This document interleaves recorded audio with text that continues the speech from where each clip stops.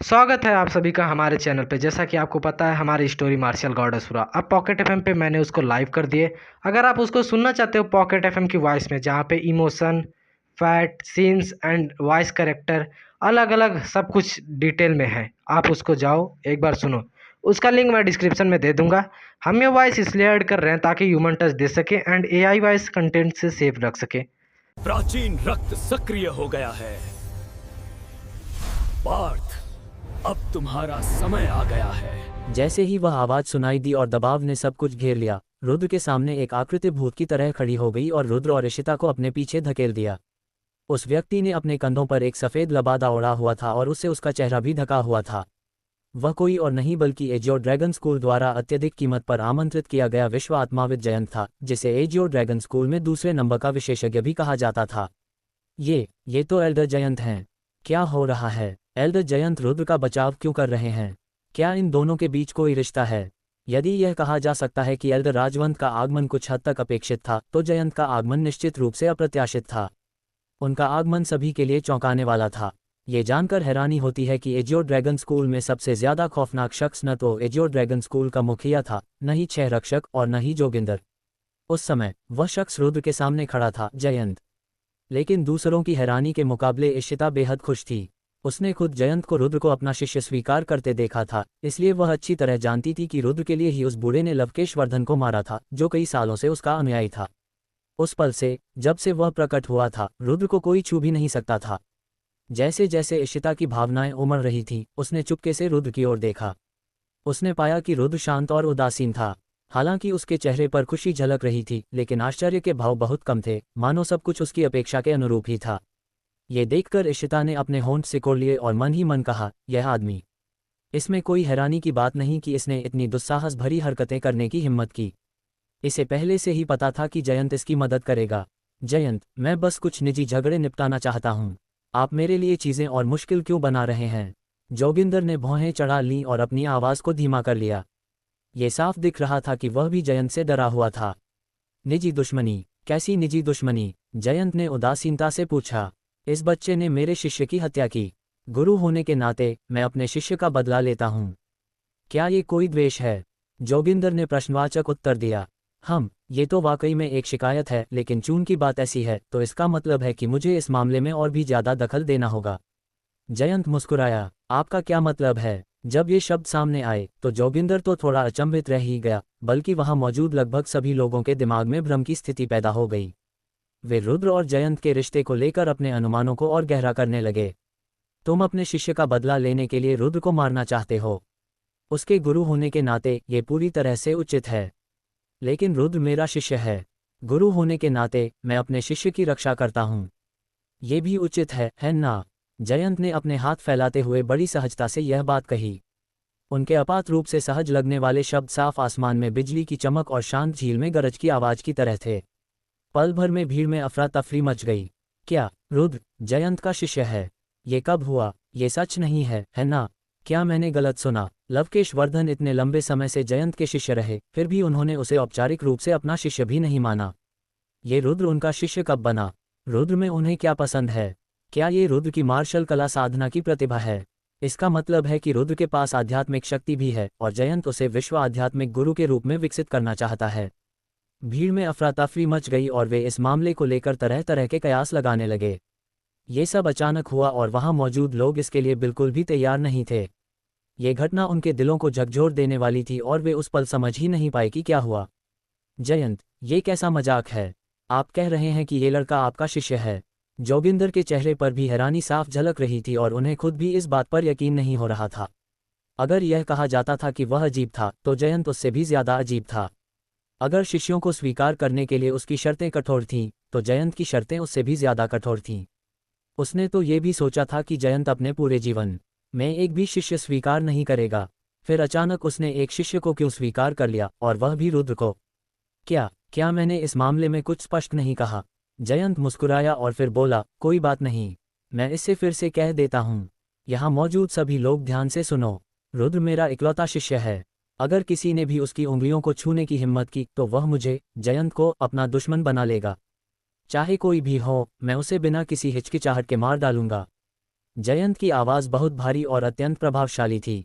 लोगों के विशाल समूह को भेदते हुए ये जीवन और मृत्यु के क्षेत्र में घंटी की तरह गूंजी। इसे सुनने वाले सभी लोग स्तब्ध रह गए। उस पल कई लोग अवाक रह गए। हालांकि उन्हें अपने मन में एक जवाब मिल गया। उन्हें आखिरकार पता चल गया कि रुद्र ने विराज को चुनौती देने की हिम्मत क्यों की, उसने आंतरिक दरबार के शिष्यों की साधना को नष्ट करने की हिम्मत क्यों की और उसने रोहन को मारने की हिम्मत क्यों की। इसका कारण ये था कि उसका एक बेहद प्रभावशाली गुरु था, जयंत। जोगिंदर, क्या तुम अब भी मेरे शिष्य पर हमला करने जा रहे हो? जयंत ने बेपरवाही से कहा। हम। जोगिंदर का चेहरा बैंगनी पड़ गया और उसके चेहरे के हाव भाव बिगड़ गए। वे जितने बदसूरत हो सकते थे उतने बदसूरत हो गए और एक ठंडी सी फुफकार के साथ वह जीवन और मृत्यु के मंच से जाने के लिए तैयार हो रहा था, क्योंकि वह रोहन के लिए जयंत पर हमला करने वाला नहीं था। रुको। लेकिन जोगिंदर को जाने देने से पहले ही एक आध्यात्मिक संरचना ने संपूर्ण जीवन और मृत्यु मंच को सील कर दिया और जोगिंदर को जबरदस्ती उसके अंदर बंद कर दिया। जयंत, तुम क्या चाहते हो? जवाब में जोगिंदर थोड़ा घबरा गया। उसने कभी सोचा भी नहीं था कि इतना सब कुछ छोड़ देने के बाद भी वह बूढ़ा उसे जाने नहीं देगा। मैं अब भी आपसे एक सवाल पूछ रहा हूँ, क्या आपने नहीं सुना? जयंत भी नाराज था और उसका लहजा स्पष्ट रूप से ठंडा हो गया था। आप मुझसे क्या करवाना चाहते हैं? जोगिंदर सचमुच भयभीत था। एजियो ड्रैगन स्कूल में ये कहा जा सकता है कि वह न तो आकाश से डरता था और न ही पृथ्वी से, वह केवल एक ही व्यक्ति से डरता था और वह था जयंत। चाहे विधि हो या साधना, वह उससे कमतर था। अगर तुम्हें समझ नहीं आया तो मैं याद दिला सकता हूँ। रुद्र को नुकसान पहुंचाने का ख्याल छोड़ दो। अगर रुद्र को कोई परेशानी हुई तो सबसे पहले मैं तुम्हें ढूंढूंगा। उस समय तुम्हारी रक्षा करने वाला कोई नहीं होगा। जयंत ने ये बात बहुत ऊंची आवाज में कही और उसे इस बात की परवाह नहीं थी कि जोगिंदर कैसा महसूस कर रहा है। उस दृश्य को देखकर हर कोई राहत की सांस लेने से खुद को रोक नहीं पाया। एजियो ड्रैगन स्कूल में शायद केवल जयंत ही जोगिंदर से इस तरह बात करने की हिम्मत रखता था। ठीक है, मैं वादा करता हूं कि भविष्य में मैं रुद्र को हाथ नहीं लगाऊंगा। अप्रत्याशित बात यह थी कि जयंत का सामना करते हुए जोगिंदर ने खंडन नहीं किया और भीड़ के सामने कठिन परिस्थिति का सामना करने पर उसने हार मान ली। लोगों को कैसे पता चलेगा कि जोगिंदर के मन में जयंत के प्रति कितना गहरा भय था? ये बात केवल वही लोग समझ सकते थे जिन्होंने जयंत के निर्मम तरीकों को देखा था। उस भयावहता के सामने इज्जत का क्या ही कोई महत्व था? उसकी तो कोई कीमत ही नहीं थी। हो, अब ठीक है, जयंत ने गर्व से मुस्कुराते हुए कहा और उनकी हंसी के साथ ही जीवन और मृत्यु मंच को घेरने वाला आत्मा का घेरा भी गायब हो गया। जोगिंदर का चेहरा भावहीन हो गया और वह वहां नहीं रुका। वह उड़ती हुई गति से आगे बढ़ा और जीवन मृत्यु के मंच को छोड़कर सबकी नज़रों से ओझल हो गया। उसके बाद जयंत ने मंच के चारों ओर मौजूद भीड़ पर एक नज़र डाली। अंत में उसकी निगाहें आंतरिक न्यायालय के दंड विभाग के निदेशक आशीष पर टिक गईं। उसी क्षण आशीष का चेहरा एकदम बदल गया और उसका शरीर कांपने लगा। उसका दिल जोर से धड़कने लगा और माथे से ठंडा पसीना बहने लगा। उसने कभी सोचा भी नहीं था कि रुद्र के पीछे जयंत का हाथ होगा। वह एक ऐसा व्यक्ति था जिससे पूरे एजियो ड्रैगन स्कूल को डर लगता था। वह सचमुच भयभीत था, इतना कि उसका शरीर कांप रहा था। हालांकि जयंत के बोलने के बाद ही उसे पता चला कि उस पर एक विपत्ति आने वाली है। तो क्या आप ही मेरे शिष्य को दंडित करना चाहते हैं? मैं जयंत की पूछताछ का सामना करते हुए आशीष के जबड़े कांप रहे थे और उसकी जुबान लड़खड़ा रही थी। वह एक पूरा वाक्य भी नहीं बोल पा रहा था। झटका अचानक जीवन और मृत्यु के मंच पर मौजूद जयंत ने अपना हाथ हिलाया। धमाके के साथ कई सौ मीटर दूर खड़ा आशीष पीछे की ओर जा गिरा। जब वह जमीन पर गिरा तो उसकी नाक और मुंह से खून निकलने लगा। उसका चेहरा सूज गया था और उस पर खून से सना हुआ एक गहरा निशान भी था। हे एल्डर जयंत, दया कीजिए। हे एल्डर जयंत, दया कीजिए। मेरी आंखें थीं, लेकिन मैं माउंट ताई को पहचान नहीं पाया और मुझे नहीं पता था कि रुद्र आपका शिष्य है। अगर मुझे पता भी होता तो हिम्मत होने के बावजूद भी मैं ऐसा करने की हिम्मत नहीं करता। हवा में थप्पड़ खाने के बाद आशीष तुरंत जमीन पर घुटने टेक कर बैठ गया और भीड़ की निगाहों की परवाह किए बिना उसने मंच पर मौजूद जयंत के सामने हाथ जोड़कर बार बार प्रणाम किया और जोर जोर से अपनी जान की भीख मांगी। उस दृश्य को देखकर किसी को भी नहीं लगा कि आशीष की प्रतिष्ठा को ठेस पहुंची है, बल्कि उन्हें लगा कि यह पूरी तरह से तर्कसंगत था। जयंत के सामने कौन उनकी बात मानने से इनकार करेगा? यहाँ तक कि जोगिंदर भी खंडन करने की हिम्मत नहीं कर पाए। एक मामूली दरबारी वरिष्ठ की तो बात ही क्या रुद्र के खिलाफ किसी और को भी कोई शिकायत है? जयंत ने अपनी बर्फीली निगाहें चारों ओर घुमाईं। उनकी ठंडी निगाहें हर तरफ गईं और उनका दबंग अंदाज जाहिर हो गया। उस क्षण बोलने की हिम्मत कौन करता? चाहे उन्हें रुद्र से कोई शिकायत हो या वे उससे नाराज हों, सब चुप हो गए और अनजाने में एक कदम पीछे हट गए। ऐसा लग रहा था मानो वे रुद्र से कोई शिकायत करने की हिम्मत नहीं कर रहे थे, न ही जयंत के शिष्य के प्रति कोई दुर्भावना रखने की हिम्मत कर रहे थे। ये देखकर जयंत ने संतुष्टि से सिर हिलाया, फिर इशिता के पास जाकर कहा, इशिता, तुमने मेरे शिष्य की रक्षा करके एक अच्छा काम किया है। मैं तुम्हें इसके बदले ये देता हूँ। जयंत की कमर पर प्रकाश की एक चमक उठी और उनकी हथेली में गहरे हरे रंग की एक औषधि प्रकट हुई। वह औषधि अत्यंत सुंदर थी। वह चमकीली, पारदर्शी थी और उसके चारों ओर प्रकाश घूम रहा था। वह किसी खजाने की तरह चमकदार थी और सबसे महत्वपूर्ण बात यह थी कि उसमें समाहित ऊर्जा अत्यंत विशाल थी। आसपास की हवा भी धीरे धीरे कांपने लगी, मानो थरथरा रही हो, क्योंकि औषधि में गहन शक्ति समाहित थी। अत्यंत गहन चिकित्सा। सभी लोग बेहद हैरान थे। यहाँ तक कि वरिष्ठ अधिकारियों ने भी प्रशंसा व्यक्त की, क्योंकि यह एक गहन औषधि थी। यह उच्च गुणवत्ता वाली गहन औषधि थी और इसकी कीमत बहुत अधिक थी। इसे महंगा और दुर्लभ दोनों कहा जा सकता है। यह एक ऐसा खजाना था जो आसानी से नहीं मिलता था और इसे पाने के लिए भाग्य की आवश्यकता होती थी।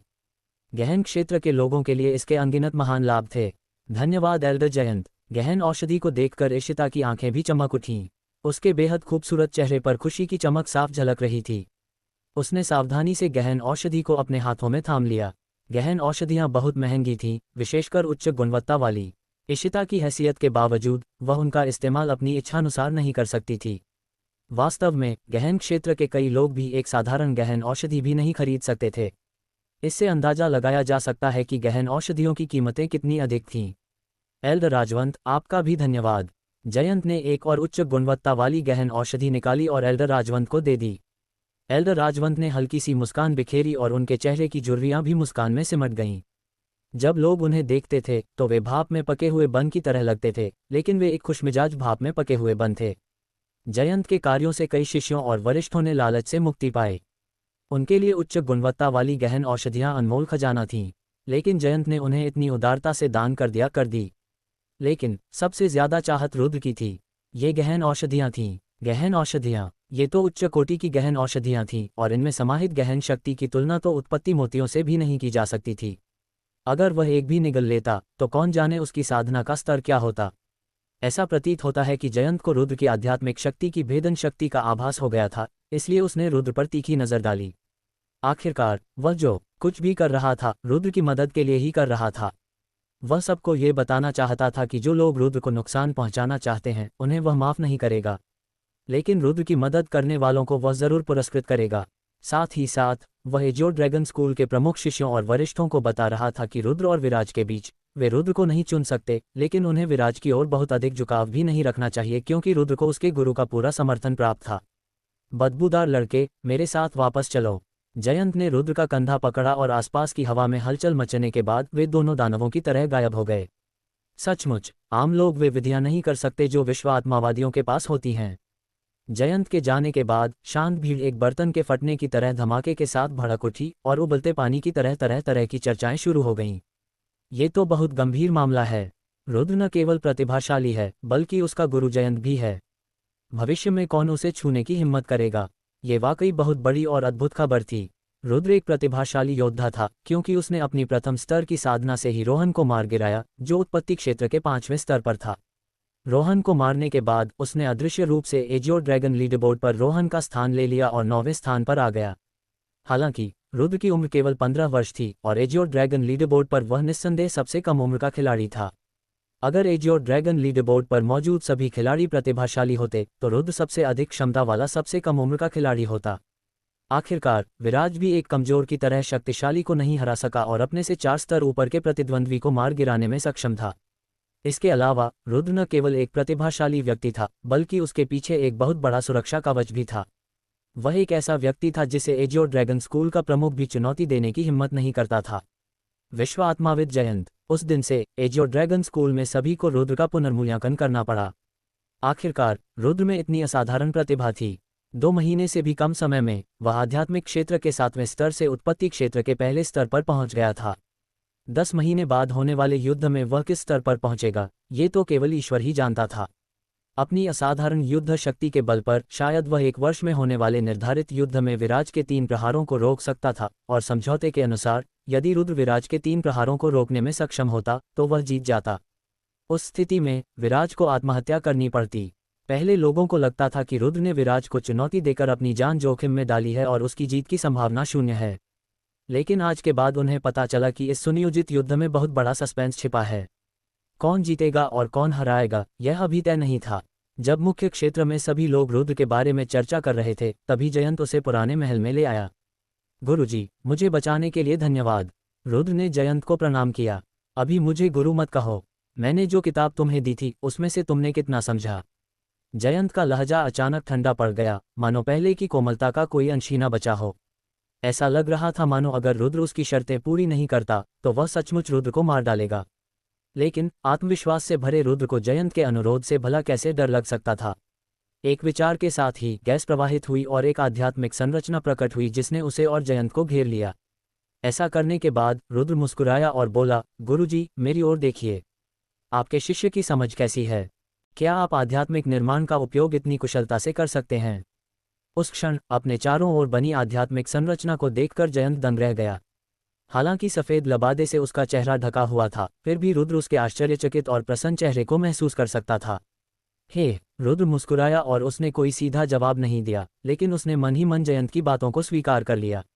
आखिरकार उस समय उसकी कुशल आध्यात्मिक निर्माण तकनीक जयंत के सामने प्रदर्शित हो रही थी। रुद्र, क्या तुम इस आध्यात्मिक संरचना में होने वाले किसी भी बदलाव को नियंत्रित कर सकते हो? अचानक जयंत ने फिर से बोलना शुरू किया। गुरुजी, आप किस प्रकार का परिवर्तन चाहते हैं? रुद्र ने पूछा। रूप में बदलाव, जयंत ने कहा। हम जयंत के बोलते ही उनके चारों ओर मौजूद आध्यात्मिक संरचना गायब हो गई और कई और आध्यात्मिक संरचनाएं प्रकट हो गईं।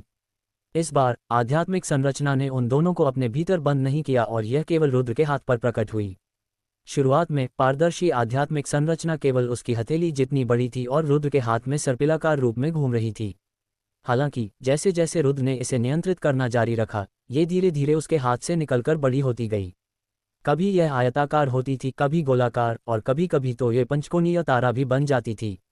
ये सचमुच उसकी इच्छा के अनुसार रूप बदल लेती थी। ऐसी केवल कुछ चीजें थीं जिनकी वह कल्पना नहीं कर सकता था, लेकिन ऐसा कुछ भी नहीं था जो वह न कर सके। रुद्र, क्या तुम विश्व आत्मा दिशा सूचक यंत्र चलाने में सक्षम हो? जयंत ने फिर पूछा। रुद्र ने सिर हिलाया और विश्व आत्मा कंपास निकाला। उसने उस पर बनी चीजों और विभिन्न प्रतीकों के अर्थ बताए। मायावी रानी के मार्गदर्शन में वह इसे अच्छी तरह जानता था। उसके बाद जयंत ने रुद्र से कुछ और सवाल पूछे, जिनका जवाब उन्होंने रुद्र को दी गई किताब में दर्ज कर लिया था। भले ही मायावी रानी वहां न होती, रुद्र आसानी से उन सवालों के जवाब दे सकता था। उसने उन सवालों के अर्थों का बहुत गहन विश्लेषण किया था। अच्छा। परीक्षा के बाद जयंत ने ज्यादा कुछ नहीं कहा, लेकिन उन्होंने 3 बार अच्छा कहा। हालांकि ये 3 शब्द उनके वर्तमान सदमे की भावनाओं को व्यक्त करने के लिए काफी थे। मैं, जयंत, एक ऐसे व्यक्ति की तलाश में था जो मेरे लिए अपनी तकनीकें सिखाने के योग्य हो। मैंने आधी जिंदगी खोज में बिताई और आखिरकार मुझे एक योग्य शिष्य मिल गया। जयंत ने अपने सामने खड़े रुद्र को देखते हुए लगातार सिर हिलाया। हालांकि रुद्र को पहले थोड़ी उम्मीद थी, लेकिन फिलहाल रुद्र का प्रदर्शन उनकी उम्मीदों से कहीं बेहतर था। गुरुजी, मैं आपको प्रणाम करता हूँ। रुद्र आधा घुटने टेककर हाथ जोड़कर बैठ गया। उसने शिष्य के रूप में अपने गुरु जयंत को प्रणाम किया कि आप स्वभाव से ही बुद्धिमान हैं और भविष्य में आप निश्चित रूप से एक प्रभावशाली विश्व आत्मावादी बनेंगे, जिनकी उपलब्धियां निश्चित रूप से मुझसे कहीं अधिक होंगी। लेकिन दुख की बात है कि मैं केवल आपका मार्गदर्शन कर सकता हूं, आपको सिखा नहीं सकता। फिर भी यदि आप चाहें तो मुझे गुरु कह सकते हैं। जयंत ने झुककर अपना हाथ ऊपर उठाया और रुद्र को सहारा देकर खड़ा किया।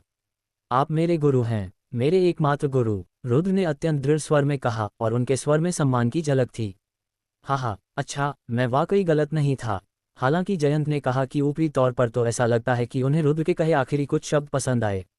आखिरकार हर सक्षम व्यक्ति अपनी कला को आगे बढ़ाने के लिए एक प्रतिभाशाली शिष्य की तलाश करता है।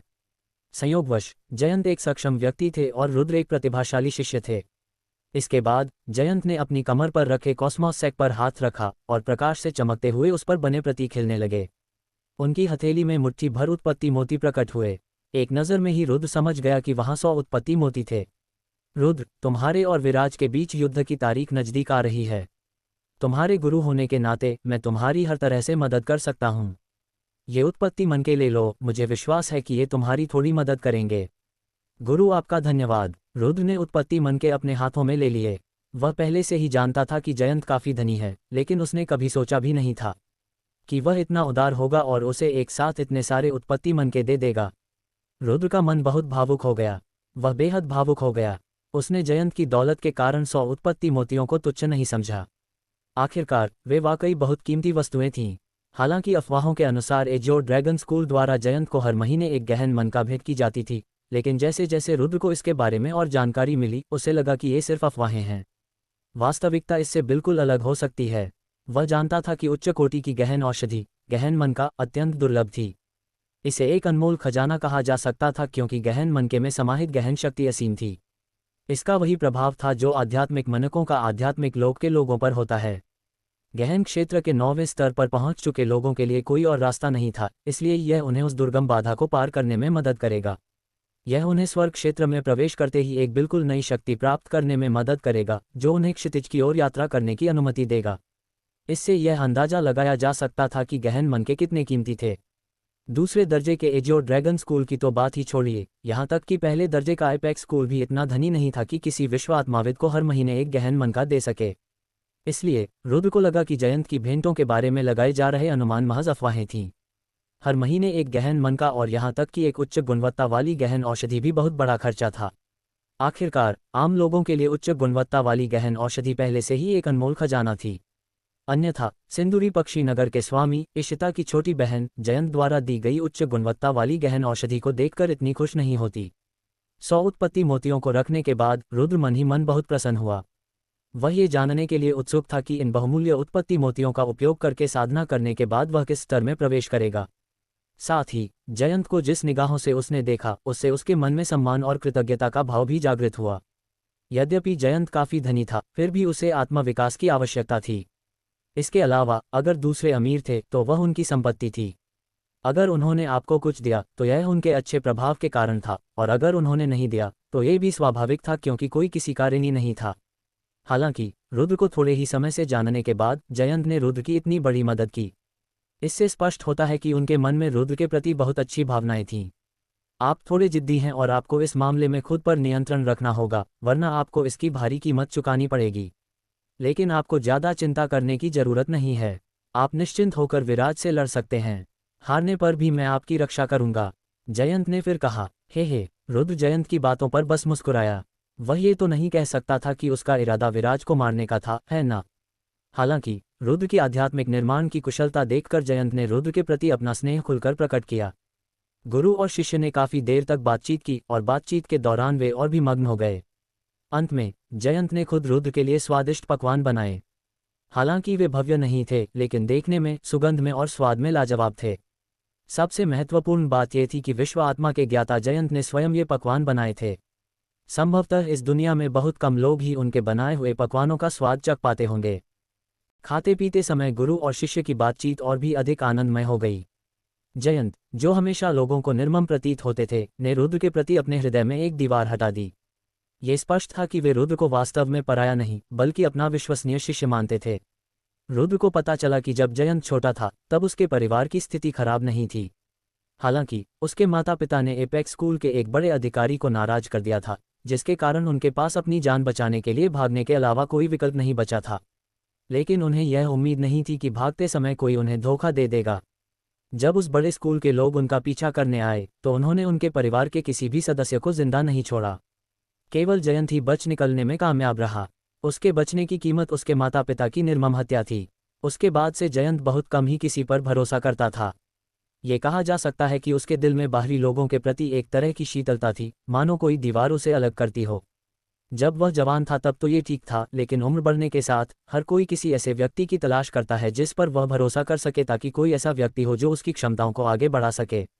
जयंत भी इसका अपवाद नहीं था। शुरुआत में लवकेश वर्धन ने जयंत पर अच्छा प्रभाव डाला।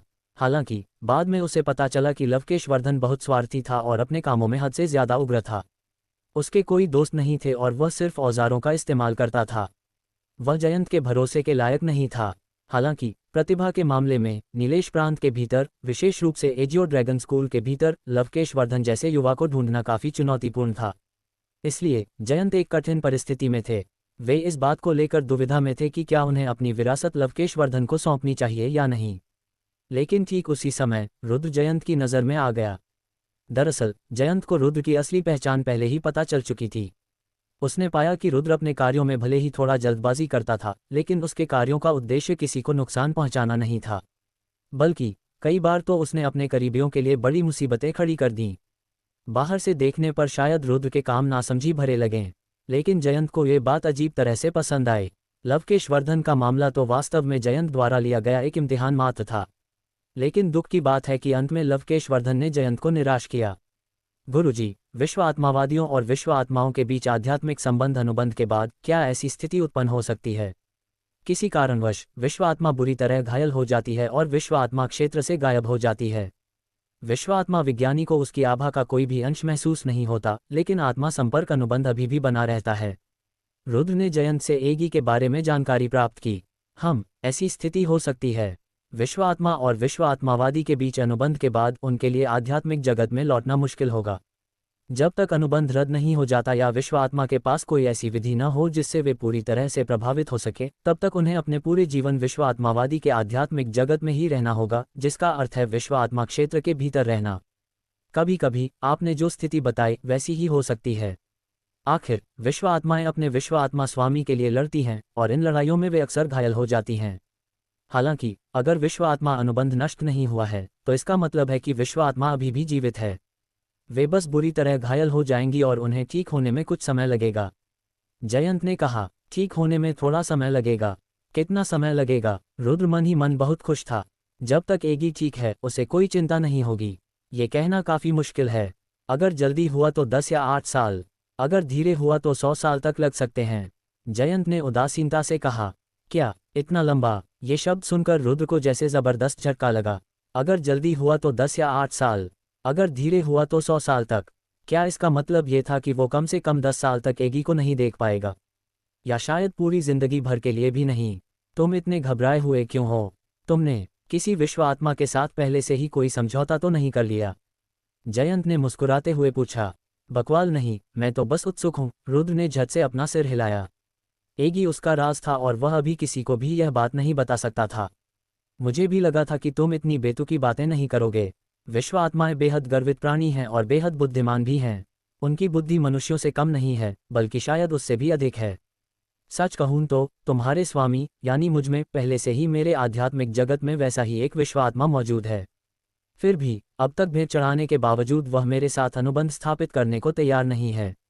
यद्यपि किसी विश्व आत्मा के साथ अनुबंध करने से आध्यात्मिक निर्माण शक्ति पर नियंत्रण पाने और स्वयं की साधना में बहुत सहायता मिलती है और यह अनगिनत विश्व आत्मा साधकों का सपना भी है, लेकिन वास्तविकता में किसी विश्व आत्मा की स्वीकृति प्राप्त करना अत्यंत कठिन है। जयंत के स्वर में गर्व के साथ साथ निराशा भी थी। उन्हें गर्व था क्योंकि एक विश्व आत्मावादी होने के नाते उन्होंने सफलतापूर्वक एक विश्व आत्मा के साथ संवाद स्थापित किया था और उस विश्व आत्मा ने उनके साथ एक अनुबंध बनाने में रुचि दिखाई थी। हालांकि वह निराश था क्योंकि उसके साथ अनुबंध करने में रुचि होने के बावजूद अंततः वह अनुबंध नहीं कर पाया था, जिसका अर्थ ये भी था कि उसे विश्व आत्मा की स्वीकृति नहीं मिली थी। इसके अलावा वह काफी बूढ़ा हो चुका था और उसे वास्तव में नहीं पता था कि क्या वह अपने शेष वर्षों में उस विश्व आत्मा के साथ अनुबंध कर पाएगा। जयंत की बातें सुनकर रुद्र मन ही मन खुश हुआ। खुश इसलिए क्योंकि उसका परिवार अच्छा था और उन्होंने 2 विश्व आत्माओं को उसके विश्व आत्मा क्षेत्र में समाहित कर दिया था। उसने उनमें से एक के साथ समझौता भी कर लिया था, या फिर अगर उसे खुद ही किसी विश्व आत्मा की तलाश करनी पड़ी तो कौन जाने उसे विश्व आत्मा से अनुबंध करने में कितना समय लग जाएगा। अगर उसने सही ढंग से काम नहीं किया तो वह जयंत की तरह हो जाएगा और शायद जीवन भर किसी विश्व आत्मा से अनुबंध स्थापित करने में असमर्थ ही रहेगा। हालांकि अपने परिवार के प्रति कृतज्ञता के कारण रुद्र उनके बारे में सोचने से खुद को रोक नहीं पाया। वर्तमान में मिले संकेतों से यह स्पष्ट था कि उसका परिवार, या कम से कम उसके माता पिता, अत्यंत शक्तिशाली थे और उनके द्वारा अपनाए गए तरीके सामान्य ज्ञान से परे थे। 9 प्रांतों के महाद्वीप पर पिछले कई 100 वर्षों में कोई भी इतना शक्तिशाली नहीं था, इसलिए वह जानता था कि उसके माता पिता 9 प्रांतों से नहीं थे। दुनिया विशाल थी और 9 प्रांतों का महाद्वीप उस दुनिया के भीतर हिमखंड का एक छोटा सा हिस्सा मात्र था। रुद्र को बाहरी दुनिया के बारे में कुछ नहीं पता था, लेकिन वह कल्पना कर सकता था कि वह बेहद खतरनाक थी। इतनी खतरनाक कि उसके इतने शक्तिशाली माता पिता के पास उसे दूसरों के हवाले करने के अलावा कोई विकल्प नहीं था। गुरुजी, अगर विश्व आत्मा सचमुच गंभीर रूप से घायल हो जाए तो क्या हम विश्व आत्मावादी उसके ठीक होने के अलावा कुछ और नहीं कर सकते? कुछ और बातचीत के बाद रुद्र ने चतुराई से विषय को वापस उसी ओर मोड़ दिया। हाँ, बिल्कुल है। विश्व आत्माएं विश्व आत्मावादियों के साथ अनुबंध क्यों करती हैं और अपने घर को छोड़ने और इस छोटे से आध्यात्मिक संसार में कैद होने के लिए क्यों तैयार होती हैं? इसका कारण यह है कि जीवितों की दुनिया उनके लिए बहुत फायदेमंद है। विश्व आत्मा का जीवन बहुत लंबा होता है। वे हमारी तरह नहीं होते, जिनका जीवन चाहे कितनी भी शक्तिशाली साधना हो, 100 वर्ष से अधिक नहीं होता। विश्व आत्माएं कम से कम 300 वर्ष तक जीवित रह सकती हैं। अफवाहों के अनुसार कुछ शक्तिशाली विश्व आत्माएं तो कई हजार वर्ष तक भी जीवित रह सकती हैं। इसीलिए विश्व आत्माएं विश्व आत्मावादियों के साथ अनुबंध स्थापित करने और छोटे आध्यात्मिक जगत में रहने के लिए तैयार रहती हैं। जब विश्व आत्मावादी की मृत्यु हो जाती है तो अनुबंध रद्द हो जाता है और विश्व आत्माओं के जगत में वापस लौट सकती है। उस समय विश्व आत्मावादी से प्राप्त सभी चीजें विश्व आत्माओं के जगत में उनका अपना आधार बन जाती हैं। विश्व आत्माओं को जीवित जगत से अनगिनत और कभी न खत्म होने वाले लाभ मिल सकते हैं। उदाहरण के लिए मूलभूत स्रोत ऊर्जा के अलावा जो उनकी साधना को बढ़ा सकती है, ऐसी कई अन्य चीजें भी हैं जो उनके शरीर को मजबूत कर सकती हैं, या यहाँ तक कि विशेष रक्त जैसी चीजें भी हो सकती हैं। जैसा कि आपने कहा, जब विश्व आत्मा घायल हो जाती है, आध्यात्मिक जगत से गायब हो जाती है और विश्व आत्मावादी से संपर्क करने का कोई तरीका नहीं रह जाता है, तो आपको क्या करना चाहिए? वास्तव में इसके लिए तरीके हैं।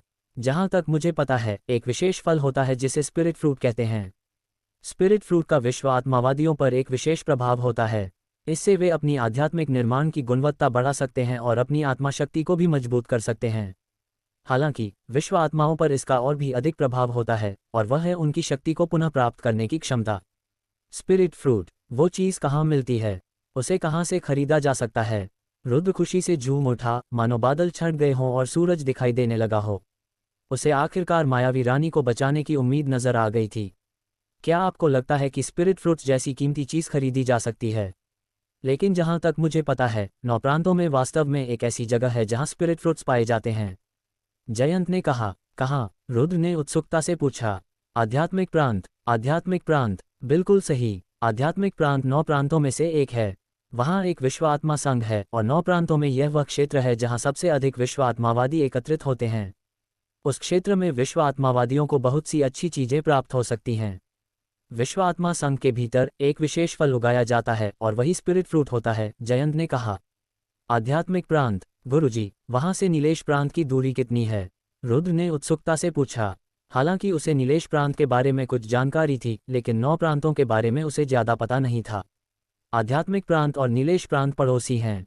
हालांकि रास्ता बहुत नज़दीक नहीं है, लेकिन अगर हम आना जाना करें तो आधा महीना काफ़ी होगा। जयंत मुस्कुराया और फिर रुद्र से पूछा, तुम्हें ये स्पिरिट फ्रूट काफ़ी पसंद है ना? बिल्कुल, मुझे ये पसंद है। क्या आपने यह नहीं कहा था कि स्पिरिट फ्रूट से व्यक्ति की आध्यात्मिक निर्माण की गुणवत्ता और आत्मा शक्ति दोनों में वृद्धि होती है? रुद्र मुस्कुराते हुए बोला, बिल्कुल, लेकिन इस विषय पर आध्यात्मिक निर्माण तकनीक में आपकी वर्तमान दक्षता को देखते हुए अब श्वेत चोगा प्राप्त करने के लिए परीक्षा देने का समय आ गया है। जयंत ने कहा। सफ़ेद लबादा, तुमने जो सफ़ेद लबादा पहना है उसका क्या उपयोग है? रुद्र ने ये जानते हुए भी पूछा। हाँ, आपको इसके बारे में पता नहीं होगा। यह एक विश्व आत्मावादी की प्रतिष्ठा और शक्ति का प्रतीक है। अगर आप ऐसी मान्यता प्राप्त करना चाहते हैं तो आपको अपनी शक्ति से इसे हासिल करने के लिए एक परीक्षा देनी होगी। विश्व आत्मावादी की शक्ति के अनुसार विश्व आत्मावादी के 3 स्तर होते हैं: श्वेत लबादा, धूसर लबादा और नीला लबादा। श्वेत लबादा प्राप्त करना सबसे आसान है।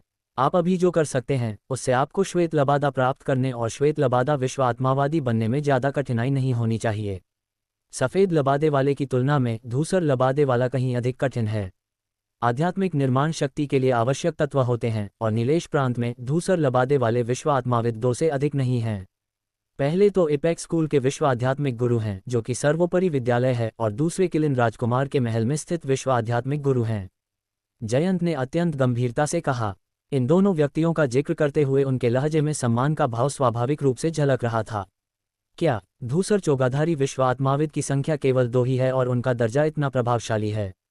रुद्र मन ही मन बहुत हैरान था, क्योंकि उसने मयंक रावत पर्वत श्रृंखला में जिस लड़की को देखा था वह भी स्पष्ट रूप से एक धूसर चोगाधारी विश्व आत्माविद थी। नीले लबादे वाले विश्व आत्माविद की बात करें तो वे लोक किंवदंतियों के समान हैं। नीलेश प्रांत में उनके जैसा कोई नहीं है और अन्य प्रांतों में भी कोई नहीं है। केवल आध्यात्मिक प्रांत में ही ऐसा महान विश्व आत्माविद है, जयंत ने आगे कहा। हालांकि जयंत और मायावी रानी की बातों की तुलना करने पर 2 प्रकार कम पाए गए: नीले चोगे के बाद बैंगनी चोगे वाला और स्वर्ण चोगे वाला। इससे ये स्पष्ट होता है कि अनुभव के मामले में मायावी रानी जयंत से श्रेष्ठ थी। इतने सारे विश्व आत्मावादी आध्यात्मिक प्रांत में क्यों एकत्रित होते हैं? क्या इसमें कुछ खास बात है? रुद्र ने मन ही मन बुदबुदाया। आप सही कह रहे हैं। आध्यात्मिक प्रांत को विश्व स्पिरिटिस्टों की पवित्र भूमि कहा जा सकता है। 9 प्रांतों में स्थित 2 सबसे शक्तिशाली विश्व स्पिरिटिस्ट शक्तियां वहीं स्थित हैं। पहली है विश्व स्पिरिट गिल्ड और 9 प्रांतों के सबसे शक्तिशाली विश्व स्पिरिटिस्ट वहीं एकत्रित हैं। विश्व स्पिरिटिस्ट का दर्जा प्राप्त करने के लिए सभी परीक्षाएं वहीं आयोजित की जानी आवश्यक हैं। दूसरा है जयवंश कबीला। हालांकि जयवंश कबीला विश्व आत्मा संघ जितना बड़ा नहीं है, लेकिन कबीले का हर सदस्य आध्यात्मिक शक्ति के साथ पैदा होता है और वे काफ़ी प्रभावशाली और कुलीन कबीला हैं। अफवाहों के अनुसार वे आध्यात्मिक प्रांत के स्वामी थे, लेकिन कबीले के सदस्यों की संख्या कम होने के कारण शासन करने की शक्ति धीरे धीरे विश्व आत्मा संघ को सौंप दी गई। हालांकि वे अभी भी एक ऐसी शक्ति हैं जिन्हें कम नहीं आंका जा सकता और वे दोनों आध्यात्मिक प्रांत की पवित्र भूमि साझा करते हैं। जयंत ने कहा, मैं समझ गया। ऐसा लगता है कि दुनिया वाकई बहुत विशाल है। यहाँ तक कि एक विशेष कुल भी है और कुल का प्रत्येक सदस्य आध्यात्मिक शक्ति के साथ पैदा होता है। रुद्र ने दबे स्वर में प्रशंसा की आह भरी। 10,000 में से एक के पास भी आध्यात्मिक शक्ति नहीं होती और नीलेश प्रांत में आध्यात्मिक शक्ति रखने वाले प्रत्येक व्यक्ति को प्रतिभावान माना जाता था। लेकिन उसने कभी सोचा भी नहीं था कि उसके पड़ोसी प्रांत में इतना प्रभावशाली कबीला होगा। कबीले के हर सदस्य के पास आध्यात्मिक शक्ति थी। ये कैसी बात थी और वह कबीला कितना शक्तिशाली होगा? तुम सही हो। दुनिया विशाल है और इसमें अनगिनत शक्तिशाली लोग हैं। कई वंश ऐसे हैं जिनके खून में विशेष गुण हैं और आध्यात्मिक प्रांत में स्थित जय वंश के अलावा 9 प्रांतों में एक और भी शक्तिशाली वंश है। जयंत ने कहा, और भी शक्तिशाली कुल? गुरुजी, ये कौन सा कुल है? रुद्र बेहद उत्सुक था। जय कुल को देखकर ही कोई चौंक जाता था। उससे भी अधिक शक्तिशाली कुल कैसा होगा? ये 9 प्रांतों का वर्तमान अधिपति जयंत राजवंश है। जयंत राजवंश एक विशेष वंश है। उन्होंने खुद को जयंत राजवंश इसलिए कहा क्योंकि जयंत राजवंश के प्रत्येक व्यक्ति को उनके रक्त से अपार शक्ति प्राप्त थी। उनके पास ऐसी असाधारण युद्ध क्षमता थी जो आम लोगों में नहीं होती। यही कारण है कि जयंत राजवंश इतने लंबे समय तक 9 प्रांतों का अधिपति बना रहा और कभी नष्ट नहीं हुआ। जयंत ने आगे बताया, जयंत राजवंश एक विशेष वंश है। इसमें कोई आश्चर्य की बात नहीं। रुद्र को एक और खबर मिली जिसने उसे चौंका दिया। तारीख को देखते हुए विश्व स्पिरिट गिल्ड द्वारा आयोजित मासिक विश्व स्पिरिटिस्ट वाइट लबादा परीक्षा जल्द ही नजदीक आ रही है। वापस जाओ और तैयारी करो। मैं तुम्हें कल सुबह आध्यात्मिक प्रांत ले जाऊंगा।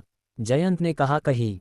वास्तव में ये शब्द सुनकर रुद्र को जरा भी हैरानी नहीं हुई, बल्कि वह बेहद खुश हुआ क्योंकि भले ही जयंत ने ये न कहा हो, वह भी आध्यात्मिक प्रांत जाने की योजना बना रही थी।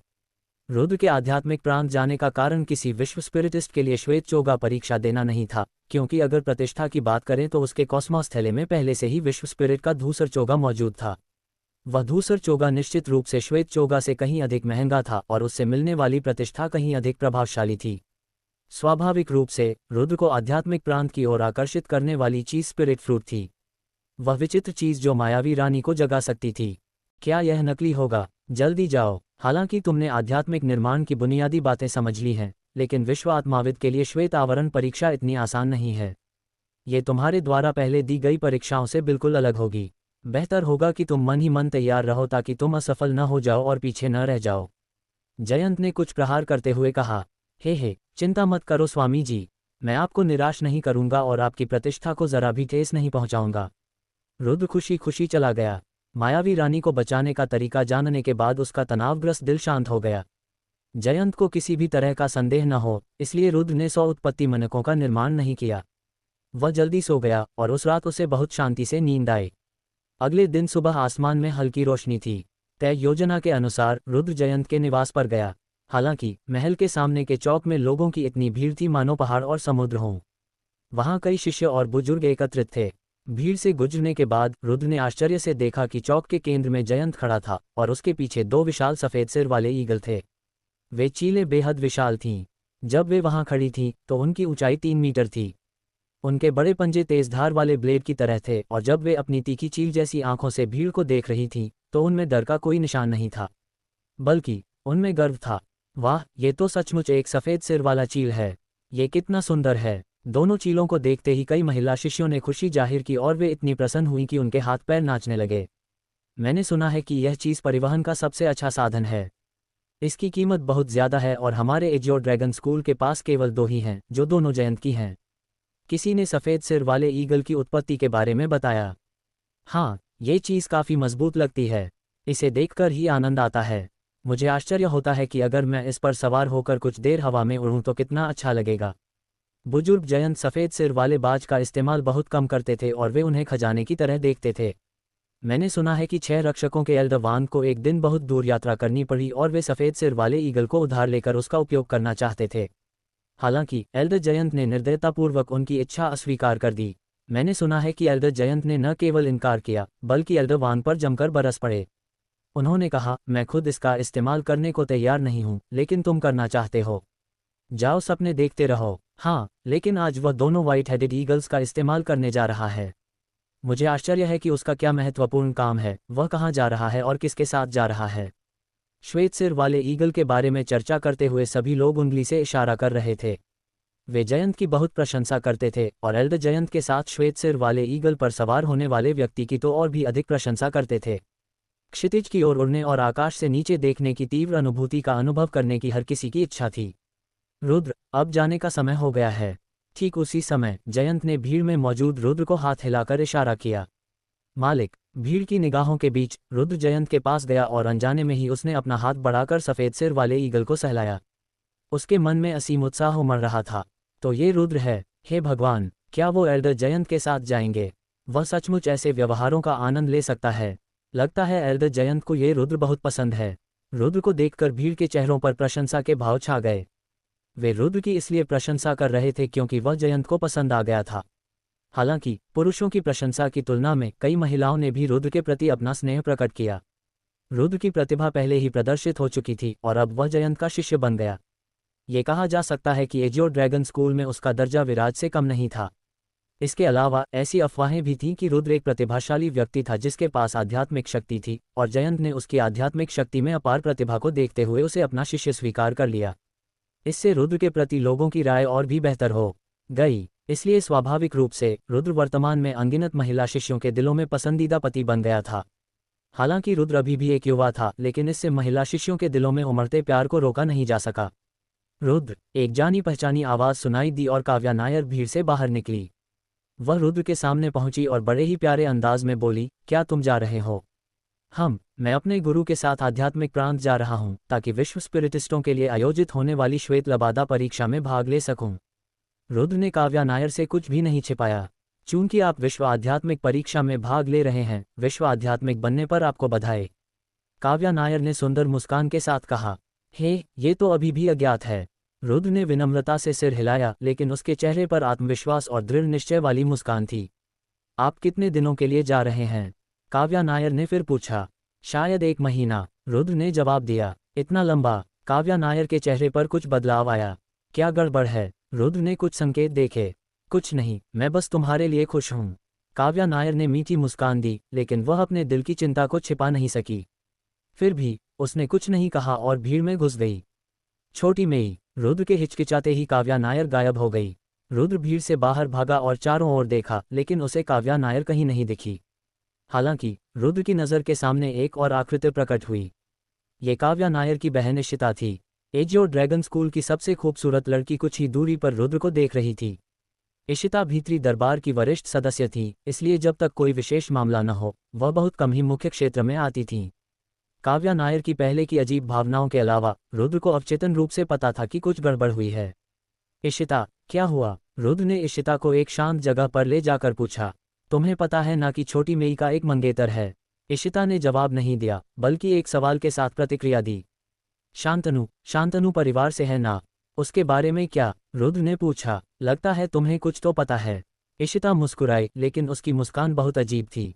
इसके बाद उसने फिर कहा, शांतनु और छोटी मेई की शादी की प्रक्रिया आगे बढ़ चुकी है। 1 महीने में शादी हो जाएगी। 1 महीने बाद? ये तुम्हारे पिता का विचार है? रुद्र का चेहरा थोड़ा बिगड़ गया था। नहीं, यह मेरे पिता का विचार नहीं था। हालांकि इस मामले में उनकी कोई सामर्थ्य नहीं है। ये काफ़ी लंबा मामला है, लेकिन इसे जबरन शादी कहा जा सकता है। इशिता ने कहा। जबरन शादी? मजाक है। सिंदूरी पक्षी नगर के प्रतिष्ठित गुरु को उनके ही शहर के एक परिवार द्वारा जबरन शादी के लिए मजबूर किया जा रहा है। जाहिर है रुद्र को इस पर विश्वास नहीं हुआ। शांतनु परिवार को कम मत समझो। उनके पास सिंदूरी पक्षी नगर पर नियंत्रण के अधिकार के लिए लड़ने की योग्यता पहले से ही है, और इसके अलावा उन्हें अपने परिवार के लिए एक समर्थक भी मिल गया है। इशिता ने कहा, मेरे सिंदूरी पक्षी नगर परिवार के लिए वर्तमान स्थिति अच्छी नहीं है। समर्थक? कौन सा समर्थक? रुद्र ने पूछा। उसके बारे में मत पूछो। कुल मिलाकर यह ऐसी चीज नहीं है जिसे तुम संभाल सको। मैं तुमसे सिर्फ एक सवाल पूछ रही हूँ, क्या तुम छोटी मेई को लेकर जा सकते हो? इशिता की खूबसूरत आंखें रुद्र को घूर रही थीं। मैं नहीं कर सकता, रुद्र ने बिना किसी झिझक के दृढ़ता से उत्तर दिया। तुम? रुद्र के शब्दों को सुनकर इशिता का बेहद खूबसूरत चेहरा गुस्से से थोड़ा पीला पड़ गया। रुद्र ने कुछ भी नहीं बताया, वह बस मुड़ा और चौक की ओर चल पड़ा। रुद्र, तुम्हारे बारे में मेरी सोच गलत थी। छोटी मेई की सोच तो और भी बड़ी गलत थी। पीछे से इशिता की गुस्से भरी आवाज आई। रुद्र रुक गया, अपना सिर घुमाया और बोला, मुझे छोटी मेई को यहाँ से क्यों लाना है? क्या भाग जाना है? क्या बच निकलना है? हमें भागने की क्या जरूरत है? हमने क्या गलती की है? या हम किस बात से डर रहे हैं? इशिता को समझ नहीं आ रहा था कि वह क्या जवाब दे, क्योंकि उसे वास्तव में समझ नहीं आया था कि रुद्र का क्या मतलब था। मैं, रुद्र, इस मामले से भागूंगा नहीं। 1 महीने बाद सिंदूरी पक्षी पर्वत श्रृंखला में मैं तुमसे वहीं मिलूंगा। रुद्र ये शब्द कहकर चला गया। उसने इशिता को उन शब्दों पर विचार करने के लिए छोड़ दिया, हालांकि वो उन्हें समझ नहीं पाए। काव्या नायर तो बड़ी प्यारी लड़की है। उसका पारिवारिक जीवन अच्छा है और उसकी प्रतिभा भी लाजवाब है। उसकी खूबसूरती की तो बात ही क्या करें। तो क्या मैं तुम्हें शादी का प्रस्ताव देने में मदद करूं? चौक पर लौटकर जयंत मुस्कुराया और बोला, गुरुजी, आपकी अच्छी मंशा के लिए धन्यवाद, लेकिन मैं इतनी जल्दी शादी नहीं करना चाहता। रुद्र ने मुस्कुराते हुए जवाब दिया, चलो चलें। जयंत उछला और सफ़ेद सिर वाले बाज पर सवार हो गया। रुद्र भी दूसरे सफ़ेद सिर वाले बाज पर सवार हो गया। दोनों चीलों ने एक ही समय पर अपने पंख खोले और उनके विशाल पंख कई मीटर लंबे थे। दोनों के पंख फड़फड़ाए और हवा चलने लगी। तेज हवा गरज रही थी और वे तेज धारदार चाकुओं की तरह लग रहे थे। यहाँ तक कि चौक पर मौजूद प्रमुख शिष्यों और वरिष्ठ बुजुर्गों को भी इसे सहन करना मुश्किल हो रहा था, क्योंकि वे हवा के झोंकों से पीछे की ओर उड़ रहे थे। तेज हवा के बीच 2 सफ़ेद सिर वाले चील हवा में उठे और सीधे आकाश में उड़ गए। उन्होंने पहले चौक के 2 चक्कर लगाए और फिर तीर की तरह आध्यात्मिक प्रांत की ओर तेजी से बढ़े। सभी का ध्यान उस भव्य दृश्य पर केंद्रित था और अधिकांश लोगों के चेहरे प्रशंसा और लालसा से भरे हुए थे। हालांकि मुख्य क्षेत्र के एक सुनसान कोने में एक छोटा सा चेहरा उभरा हुआ था।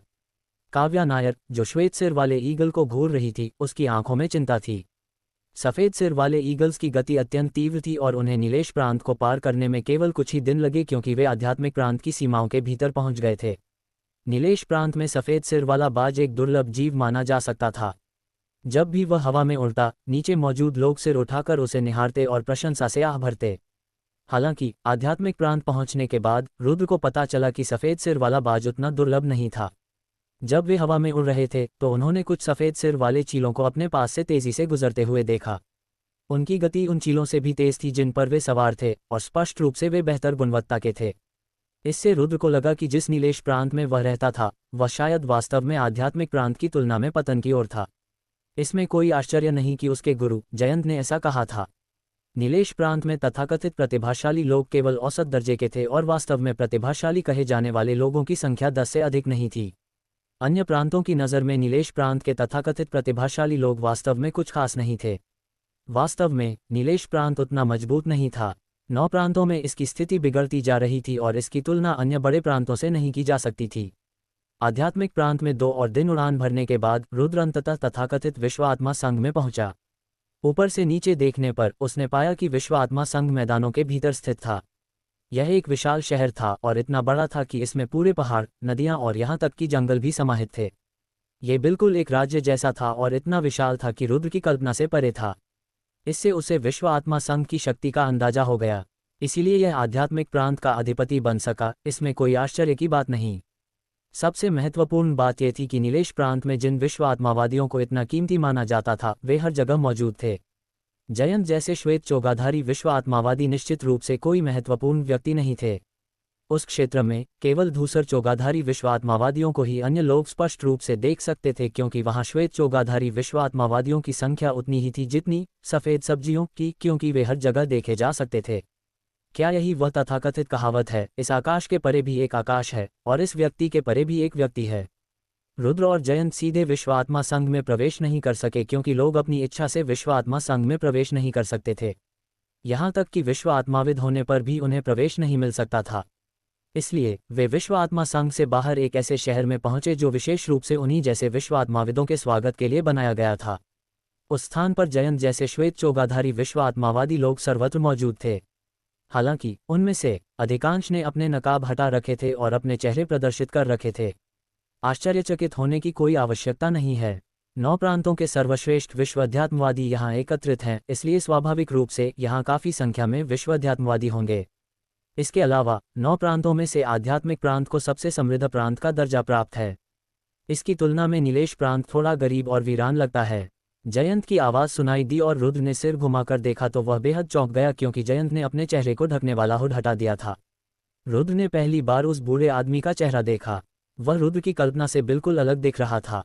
वह न केवल डरावना नहीं था, बल्कि काफ़ी दयालु प्रतीत हो रहा था। एक नज़र में ही कोई समझ जाता कि वह बूढ़ा व्यक्ति काफ़ी मिलनसार है। हालांकि शायद इसी वजह से जयंत ने किसी को भी अपना चेहरा नहीं दिखाया, क्योंकि वह दूसरों पर एक खतरनाक छाप छोड़ना चाहता था। तभी वह खुद को बेहतर ढंग से सुरक्षित रख सकता था। शायद यही उसके लिए खुद को सुरक्षित रखने का सबसे अच्छा तरीका था। यहाँ किसी को भी अपना चेहरा छिपाने की इजाज़त नहीं है और सभी को इस नियम का पालन करना होगा, अन्यथा उन्हें विश्व आत्मा संघ की शक्ति को चुनौती देने वाला माना जाएगा। जयंत ने समझाते हुए कहा, मुझे आपका वर्तमान रूप अधिक पसंद है। रुद्र ने मुस्कुराते हुए ये शब्द दिल से कहे। लड़के, क्या मेरा रूप इतना मनोरंजक है कि मेरा मजाक उड़ाया जाए? जयंत ने रुद्र पर एक नज़र डाली और फिर उसे श्वेत लबादा परीक्षा के पंजीकरण स्थल पर ले गया। जब वे वहां पहुंचे तो रुद्र ने अपने ही उम्र के कई युवाओं को देखा। उन सभी के पास आध्यात्मिक शक्ति थी, जिससे ये स्पष्ट था कि वे श्वेत लबादा परीक्षा के लिए वहां आए थे। विश्व आत्मा परीक्षा बहुत कठिन नहीं है। यदि आप पहला चरण पास कर लेते हैं तो आपको विश्व आत्मा का श्वेत वस्त्र प्राप्त हो जाएगा। विश्व आत्मा का श्वेत लबादा विशेष सामग्रियों से बना है। जब आप इसे पहनते हैं तो जब तक आप कोई आभा उत्सर्जित नहीं करते, कोई भी आपकी साधना का पता नहीं लगा सकता। सबसे महत्वपूर्ण बात यह है कि विश्व आत्मा का श्वेत लबादा प्रतिष्ठा का प्रतीक है। भविष्य में यदि आप इस श्वेत लबादे को पहनकर नीलेश प्रांत में लौटते हैं तो मुझे लगता है कि कोई भी आपको फिर कभी नीचा नहीं देखेगा। कई शक्तियां तो आपसे मित्रता करना चाहेंगी और आपको अतिथि के रूप में आमंत्रित करना चाहेंगी। लेकिन बेशक आध्यात्मिक निर्माण तकनीक स्थापित करना शारीरिक कार्य है और आध्यात्मिक संरचनाओं की संरचनाएं स्थापित करना उससे भी अधिक शारीरिक कार्य होगा। किसी संपूर्ण शक्ति को समाहित करने वाली आध्यात्मिक संरचना स्थापित करना एक बहुत बड़ी परियोजना है। बाहरी लोग तो हम विश्व आत्मावादियों की महिमा ही देखते हैं, लेकिन उन्हें ये भी नहीं पता कि हमें कितनी मेहनत करनी पड़ती है। रुद्र को परीक्षा में भाग लेने के लिए योग्यता बैज दिलाने के बाद जयंत ने उसे यह बात याद दिलाई। गुरुजी, पहला चरण पार करने के अलावा क्या कोई दूसरा चरण भी है? रुद्र ने उत्सुकता से पूछा। बेशक, पहला चरण पार करने के बाद आपको विश्व आत्मा का श्वेत लबादा मिल जाएगा। हालांकि इस तरह विश्व आत्मा का श्वेत लबादा मिलने के बावजूद आपको इसे खरीदने के लिए उचित कीमत चुकानी होगी। जयंत ने उत्तर दिया। क्या आपको इसे खरीदना है? इसकी कीमत कितनी है? रुद्र ने उत्सुकता से पूछा। एक विश्व आत्मा श्वेत लबादे की कीमत 1000 उत्पत्ति मन के है और यह आपको पहला चरण उत्तीर्ण करने पर मुफ्त में मिलता है। अन्यथा आप इसे खरीदना भी चाहें तो नहीं खरीद सकते। जयंत ने कहा। इतना महंगा? रुद्र पूरी तरह से हैरान था। उसके लिए 1000 उत्पत्ति मन के वाकई बहुत बड़ी संख्या थी। चिंता मत करो, मैंने तुम्हारे लिए पहले से ही तैयारी कर रखी है। जैसे ही तुम पहला चरण पार कर लोगे, विश्व आत्मा का श्वेत लबादा तुम्हारा हो जाएगा। जयंत ने रुद्र को स्नेहपूर्वक देखा। उस समय अगर रुद्र कहता कि उसे कोई फर्क नहीं पड़ा तो वह झूठ होता। फिर भी उसने उत्सुकता से पूछा, गुरुजी, क्या आप जानते हैं कि विश्व आत्मा धूसर चोगा की कीमत कितनी है?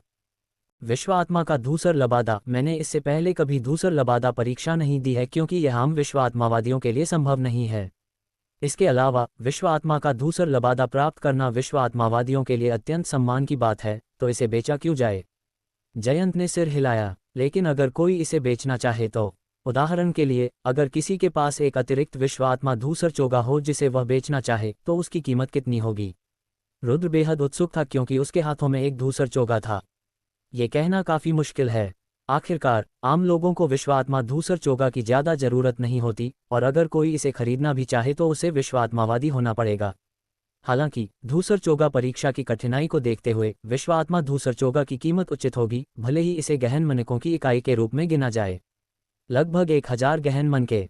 जयंत ने कहा। 1000 गहन मन के? रुद्र बेहद खुश था। ये वाकई एक बहुत बड़ी संख्या थी।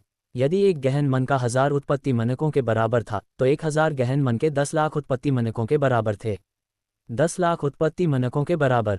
अगर रुद्र की दिव्य बिजली और भी ज्यादा लालची हो जाती तो भी यह मात्रा उसके लिए कुछ समय तक पर्याप्त होती। कौन जाने 10 लाख उत्पत्ति मोतियों का सेवन करने के बाद रुद्र की साधना किस स्तर तक पहुंच जाएगी। हजारों गहन मन के कोई छोटी संख्या नहीं है। मेरे लिए भी आज मैंने आपके लिए जो 1000 उत्पत्ति मन के तैयार किए हैं वही मेरा सब कुछ है। हजारों गहन मन के। विश्व आत्मावादी जो इतनी राशि का भुगतान कर सकते हैं वे इसे विश्व आत्मा के धूसर लबादे को खरीदने में खर्च नहीं करेंगे, बल्कि इसे प्राप्त करने के लिए अपनी स्वयं की शक्ति पर भरोसा करेंगे, क्योंकि उन्हें ऐसा करने में सक्षम होना चाहिए। जैसे ही रुद्र की कल्पनाएं बेकाबू हो गईं और वह ये योजना बनाने लगा कि वह उस विश्व आत्मा के धूसर चोगे को कैसे बेचेगा, जयंत ने रुद्र पर ठंडे पानी की एक बाल्टी छिड़क दी। हालांकि और गहराई से सोचने पर 1000 गहन मन के वास्तव में बहुत बड़ी संख्या थी, चाहे वह कोई भी हो। अगर उनका पृष्ठभूमि प्रभावशाली नहीं था तो इतने धनी होने के लिए उनमें असाधारण शक्ति होनी चाहिए। जैसे जैसे रुद्र को विश्वात्मा धूसर चोगा की कीमत के बारे में अधिक जानकारी मिलती गई, उसे बैंगनी वस्त्र पहने वह लड़की असाधारण लगने लगी। इतनी कम उम्र में धूसर चोगाधारी विश्व आत्माविद होना उसकी असाधारण प्रतिभा को दर्शाता था।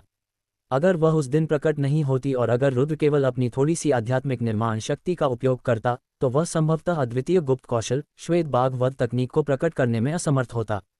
तो गुरुजी, क्या इसका मतलब यह है कि पहले चरण को पार करने के बाद दूसरा चरण भी है? रुद्र ने फिर पूछा। जी हाँ, दूसरा चरण भी है। दूसरा चरण पार करने के बाद विश्व आत्मा श्वेत लबादा न केवल मुफ्त में मिल जाएगा बल्कि उसे पुरस्कार भी मिलेगा। लेकिन आम लोग उस चरण को पार नहीं कर सकते। मेरे जमाने में मैं भी उस चरण को पार नहीं कर पाया था।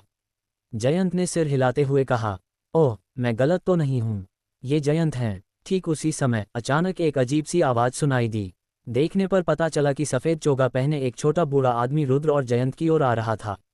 चलते समय वह लंगड़ा रहा था। वह थोड़ा विकलांग लग रहा था। लंगड़ाते हुए बूढ़े आदमी के पीछे एक युवक भी था। वह रुद्र से उम्र में बड़ा था, लगभग 17 वर्ष का, और उसके चेहरे पर घमंड साफ झलक रहा था। उसकी निगाहें रुद्र के प्रति तिरस्कार से भरी थीं, मानो उसके पास दूसरों से कुछ ज्यादा ही ताकत हो। तो तुम किम हो? तुम्हें काफी समय से नहीं देखा। लंगड़ाते हुए बूढ़े आदमी को देखकर जयंत का चेहरा काफी बिगड़ गया था। हाँ, सच में तुम ही हो। बूढ़े जयंत, मैंने सुना है कि तुम एजियोर ड्रैगन स्कूल में अतिथि एल्डर बन गए हो। किम ने मुस्कुराते हुए मजाक में कहा। जयंत ने मुस्कुराते हुए मन ही मन इसे स्वीकार कर लिया। हालांकि उसे यह उम्मीद नहीं थी कि किम और भी अनुचित व्यवहार करेगा और जोर से कहेगा, छी छी छी, चाहे जैसे भी कहो, तुम फिर भी एक विश्वात्मावादी हो। एक छोटे से घटिया स्कूल में अतिथि बुजुर्ग बनकर तुम इतने नीच कैसे हो सकते हो? शायद उसकी क्षमता अपर्याप्त है और अच्छे स्कूल उसे स्वीकार नहीं करते। ठीक उसी समय किम के पीछे खड़े युवक ने बोलना शुरू किया। अगर तुमने एक भी शब्द ज्यादा बोला तो क्या तुम्हें लगता है कि मैं तुम्हें अपाहिज कर दूंगा? ये सुनकर रुद्र चुप नहीं रह सका और उसने उस युवक की ओर इशारा करते हुए ठंडे स्वर में चिल्लाया, अरे, ये छोटा बदमाश कहाँ से आ गया? कितना बदतमीज है। बूढ़े जयंत, ये आपका शिष्य तो नहीं है ना? किम ने रुद्र की तरफ देखा और उसकी आंखों में तिरस्कार के भाव उभर आए।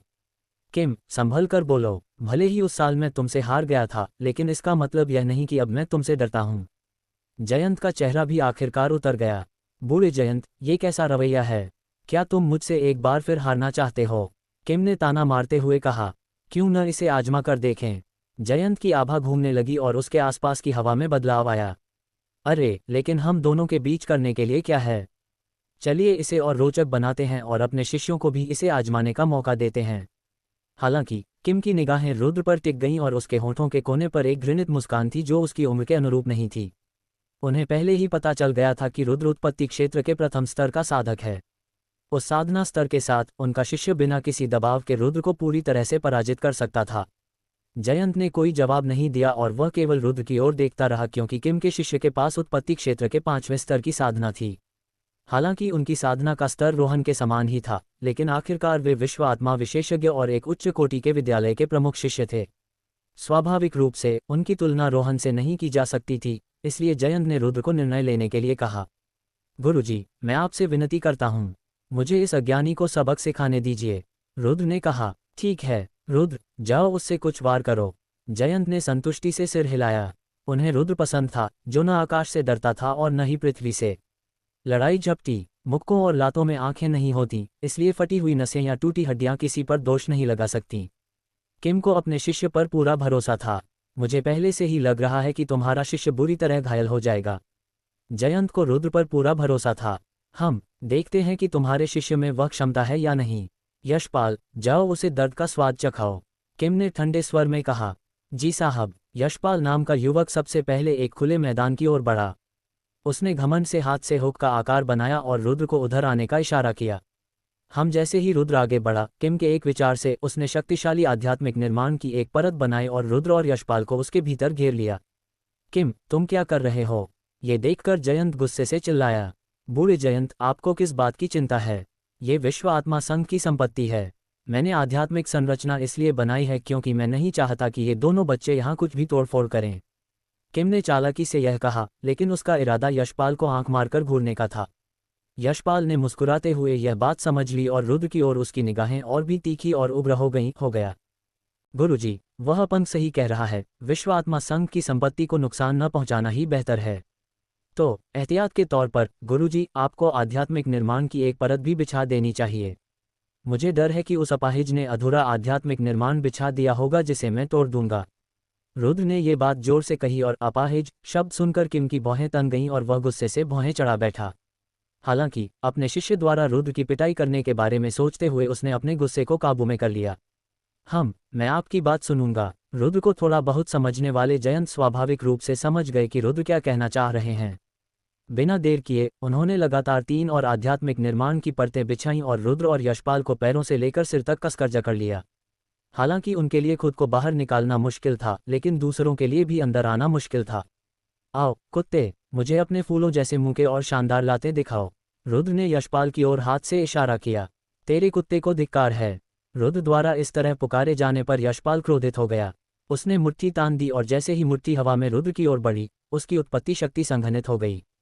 हालांकि रुद्र उसके हमले का सामना करते हुए 1 इंच भी नहीं हिला। उसने पलक भी नहीं झपकाए और एक ही विचार से आध्यात्मिक निर्माण की शक्ति का प्रयोग किया।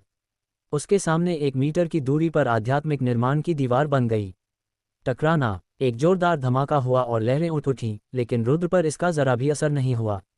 उसके द्वारा बनाई गई आध्यात्मिक संरचना ने यशपाल के हमले को आसानी से रोक दिया। बहुत बढ़िया तरीका है। इस लड़के का भविष्य उज्ज्वल है। वह इलाका मूल रूप से एक शहर था, इसलिए वहां काफी राहगीर आते जाते रहते थे। जब उन्होंने देखा कि 2 युवक आपस में लड़ रहे हैं, तो स्वाभाविक रूप से कई लोग रुककर देखने लगे। रुद्र को इतनी कम उम्र में इतनी सहजता से आध्यात्मिक निर्माण का उपयोग करते देख कई लोगों ने प्रशंसा भरी आहें भरीं। यशपाल, दया मत दिखाओ और जमकर हमला करो। जब उसने देखा कि दर्शक रुद्र की प्रशंसा कर रहे हैं, तो किम चुप नहीं रह सका और उसने अपनी स्थिति की परवाह किए बिना चिल्लाकर कहा, अरे बदमाश, देखते हैं तुम इसे कैसे रोक पाओगे। यशपाल ने अपने पैर फैलाए और घोड़े की मुद्रा में आ गया। जैसे ही उसने अपनी दोनों मुट्ठियां कसकर भींची, उसके चारों ओर शक्तिशाली उत्पत्ति शक्ति का प्रवाह हुआ और उसमें काफी ताकत थी। यदि आध्यात्मिक संरचना उसे नियंत्रित न करती, तो निश्चित रूप से काफी रेत और पत्थर उड़ जाते। शक्ति का भंडारण। ये शक्ति भंडारण सरल नहीं था और वह एक शक्तिशाली मार्शल कौशल की तैयारी कर रहा था। इसकी शक्ति की बात करें तो ये निस्संदेह रैंक 5 से कम नहीं होगी। टिल्ड। अचानक यशपाल ने जोरदार चीख मारी और हमला कर दिया। हमले के साथ ही उसने चिल्लाकर कहा, स्वर्ग के कुत्ते का उल्कापिंड मुक्का। जब वह मुक्का निकला तो उसने दुनिया को हिला दिया और कुत्तों के झुंड के लगातार चिल्लाने जैसी आवाज ने सबको चौंका दिया। इस तरह स्वर्ग के कुत्ते के उल्कापिंड मुक्के की रहस्यमयी शक्ति ने जंगली कुत्तों के भौंकने जैसी ध्वनि प्रदूषण के साथ आप पर हमला कर दिया। हालांकि मुट्ठी से निकलने वाली कुत्ते के भौंकने जैसी आवाज में पहले से ही नुकसान पहुंचाने की बेहद मजबूत शक्ति निहित थी और लोग उसे रोक नहीं सकते थे, फिर भी नुकसान पहुंचाने की सबसे बड़ी शक्ति मुट्ठी के सार में ही छिपी हुई थी। उल्कापिंड के समान मुंह के रुद्र की ओर बढ़े और उनकी शक्ति और ताकत को कम नहीं आंका जा सकता था। यहां तक कि एक छोटा पहाड़ या महल भी उन मुक्कों से ध्वस्त हो सकता था। हालांकि उसका प्रतिद्वंदी रुद्र था। उसने न तो हमले से बचने की कोशिश की और न ही उससे बचाव किया। उसने यशपाल के शक्तिशाली हमलों को रोकने के लिए केवल अपने सामने मौजूद आध्यात्मिक निर्माण का सहारा लिया। Boom boom boom boom boom. जब हर मुट्ठी आध्यात्मिक निर्माण को छूती थी, तो वे आतिशबाजी की तरह आध्यात्मिक निर्माण पर खूबसूरती से फट जाती थीं। हालांकि अंतहीन लहरों और अंतहीन मुट्ठियों में उस आध्यात्मिक संरचना को हिलाने का भी कोई तरीका नहीं था। उसे तोड़ने की तो बात ही छोड़िए, उसमें कोई छोटी दरार भी नहीं आई। यह इतना आसान नहीं है।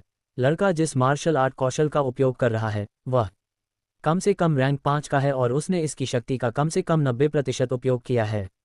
लेकिन उस मार्शल आर्ट की क्षमता उस युवक के आध्यात्मिक निर्माण को हिला भी नहीं सकती। इससे पता चलता है कि उसका आध्यात्मिक निर्माण कितना उच्च कोटि का है। रुद्र का प्रदर्शन वाकई देखने लायक था, इसलिए वहां मौजूद भीड़ ने एक बार फिर प्रशंसा में आह भरी। ये तो कुछ भी नहीं है। मेरे शिष्य के आध्यात्मिक विकास की गुणवत्ता उससे कहीं अधिक है। यह नहीं कहा जा सकता कि लड़का बलवान है, केवल इतना ही कहा जा सकता है कि उसका प्रतिद्वंदी बहुत कमजोर है। हालांकि कुछ अविवेकी लोगों ने सच ही कह दिया।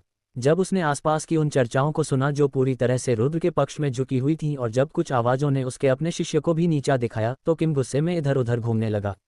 हालांकि उसने कोई प्रतिक्रिया नहीं दी, क्योंकि वह स्थान नीलेश प्रांत नहीं था। वह विश्व आत्मा संघ था और वहां अनगिनत विशेषज्ञ मौजूद थे। वह आसानी से किसी को नाराज करने की हिम्मत नहीं करता था। क्योंकि किम उसके बारे में कुछ नहीं कर सकता था, इसलिए उसने अपना सारा गुस्सा अपने ही शिष्य पर निकालते हुए दहाड़ लगाई। यशपाल, तू बेकार है। तू क्या सोच रहा है? क्या उत्पत्ति क्षेत्र के 5वें स्तर का व्यक्ति उत्पत्ति क्षेत्र के पहले स्तर के व्यक्ति को नहीं हरा सकता? क्या तूने मेरी सिखाई हुई बातों को अच्छी तरह नहीं समझा?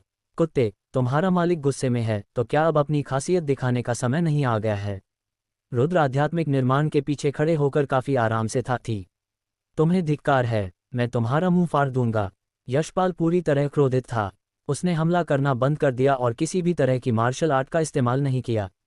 वह आगे बढ़ा और आमने सामने की लड़ाई लड़ने को तैयार था। जाना, स्विश। हालांकि ठीक उसी समय रुद्र ने अपनी बाईं मुट्ठी भींची और उसके हाथ में एक सुनहरे रंग का भाला प्रकट हुआ। उसने उसे यशपाल की ओर फेंक दिया। हम सुनहरे रंग के भाले में अत्यंत प्रबल उत्पत्ति शक्ति समाहित थी। जैसे ही वह तेजी से गुजरा, हवा भी दहक उठी और ऐसा लगा मानो भाला किसी भी चीज को भेद सकता हो। मुझे मात्र 5वें स्तर के मार्शल कौशल से चोट पहुंचाने की सोचना भी मत। रुद्र को हमला करते देख यशपाल भी नहीं डरा और जहां था वहीं खड़ा रहा। उसने अपनी भुजाएं हिलाते हुए एक आध्यात्मिक निर्माण की दीवार खड़ी कर ली। टकराना, स्वर्ण भाला फेंका गया और जैसे ही वह आध्यात्मिक संरचना से टकरा कर रुका, चारों दिशाओं में लहरें फैल गईं। हालांकि जब आध्यात्मिक संरचना को पीछे मुड़कर देखा गया, तो वह बुरी तरह क्षतिग्रस्त हो चुकी थी और उसमें जगह जगह दरारें पड़ गई थीं। वह किसी बड़े पत्थर से चकनाचूर हुए दर्पण की तरह लग रही थी। अरे, अंतर बहुत बड़ा है। उस लड़के की आध्यात्मिक शक्ति उस युवक से बहुत अलग है। ये देखकर वहां मौजूद सभी लोगों ने आह भरी और सिर हिलाकर संकेत दिया कि यशपाल की आध्यात्मिक शक्ति परीक्षा में उत्तीर्ण नहीं हुई। एक और भाला लो। रुद्र ने खुद पर काफी गर्व जताते हुए दूसरा भाला फेंकने के लिए हाथ उठाया। धमाका, एक और सुनहरा भाला जोर से फटा और उसने आध्यात्मिक निर्माण को चकनाचूर कर दिया और यशपाल की ओर बढ़ता चला गया। यशपाल को गहरा सदमा लगा और घबरा कर पीछे हटते हुए उसने एक और आध्यात्मिक निर्माण बनाया और रुद्र के हमले को रोकने में कामयाब रहा। हालांकि उस आध्यात्मिक संरचना में भी दरारें आ गईं। थोड़ा रोचक है, लेकिन क्या आप अभी भी निम्नलिखित को रोक सकते हैं? रुद्र ने अपने बाएं हाथ में धनुष पकड़ा हुआ था और दाहिने हाथ से डोरी खींच रहा था। धनुष की डोरी की आवाज गूंजी और तीरों की आवाज बारिश की तरह गूंजा। हवा को चीरती हुई तेज आवाज के साथ घने सुनहरे रंग के तीर यशपाल की ओर बढ़ रहे थे। ये कैसे संभव है? वह स्पष्ट रूप से उत्पत्ति क्षेत्र के पहले स्तर पर ही है। वह इतनी शक्तिशाली युद्ध कला का उपयोग कैसे कर सकता है? यशपाल घबरा गया। ऐसा नहीं था कि वह जवाबी हमला नहीं करना चाहता था, बल्कि उसके पास ऐसा करने का कोई तरीका ही नहीं था। ऐसी स्थिति में उसके पास एकमात्र उपाय यही था कि वह रुद्र के हमलों को रोकने के लिए लगातार आध्यात्मिक निर्माण बनाता रहे। हालांकि आध्यात्मिक निर्माण अनंत ही क्यों न हो, आत्मा शक्ति अनंत नहीं थी। रुद्र के तूफानी हमलों के आगे यशपाल जल्दी ही थक गया और वह बड़ी मुश्किल से ही उनका सामना कर पाया। हालांकि वह जबरदस्ती अपने हमलों को रोक रहा था, रुद्र के हमले और भी तेज होते जा रहे थे। जब यशपाल को लगा कि वह जल्द ही इन हमलों को रोक नहीं पाएगा, तो वह जोर से चिल्लाया, गुरुजी, मुझे बचाओ। ये तो कचरा है। किम अपने शिष्य को, जो उत्पत्ति क्षेत्र के 5वें स्तर पर था, उत्पत्ति क्षेत्र के पहले स्तर पर मौजूद रुद्र से पिटते देख क्रोधित हो उठा। हालांकि ऊपरी तौर पर वह चाहे जितना भी अपशब्द कहे, उसे जरा भी संकोच नहीं हुआ। गुरु होने के नाते वह अपने शिष्य को मरते हुए चुपचाप नहीं देख सकता था। अरे किम, ये शिष्यों की लड़ाई है, तुम क्या कर रहे हो? हालांकि जैसे ही किम ने अपना हाथ उठाया, जयंत ने हथेली से उसकी कलाई पकड़ ली और उसके हमले को रोक दिया। बूढ़े किम, मेरे रास्ते से हट जाओ। किम ने अपना हाथ हिलाया और जयंत को दूर फेंकना चाहा, लेकिन जयंत का हाथ उसके हाथ पर कोई असर नहीं कर रहा था। वह पत्थर की तरह सख्त था और लोहे के चिमटे की तरह उसकी कलाई को जकड़े हुए था। किम उसे हिला नहीं पा रहा था। बेशर्म कहीं के, एक तरफ हट जाओ और चुपचाप देखते रहो, जयंत ने ठंडे स्वर में कहा और अचानक झपट्टा मारा। किम मुंह के बल जमीन पर गिरा और बुरी तरह से पटक दिया। तुमने गहन क्षेत्र के 6ठे स्तर में प्रवेश कर लिया है। किम को गहरा सदमा लगा क्योंकि उसने कभी सोचा भी नहीं था कि उस साल का पराजित सेनापति आज उससे आगे निकल जाएगा और गहन क्षेत्र के छठे स्तर का विशेषज्ञ बन जाएगा। किम के लिए यह बात स्वीकार करना कठिन था। एक उच्च कोटि के विद्यालय में अतिथि गुरु होने के नाते उन्हें अत्यंत उदार भेंटें प्राप्त होती थीं। इन भेंटों के कारण उनकी साधना में भी तीव्र वृद्धि हुई और वे गहन साधना के 5वें स्तर के विशेषज्ञ बन गए थे।